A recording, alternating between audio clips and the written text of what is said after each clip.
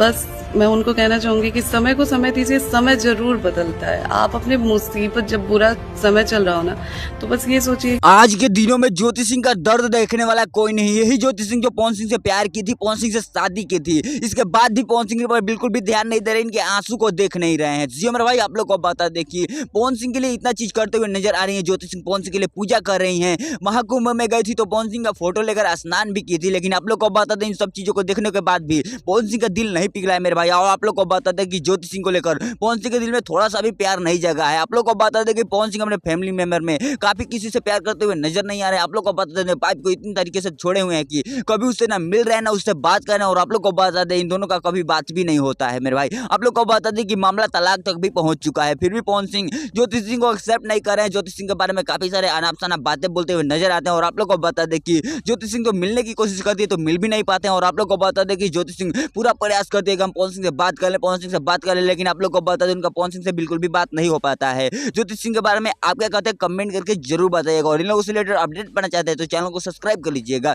मित्रों किसी नए वीडियो में किसी नए टॉपिक के साथ, तब तक के लिए बाय।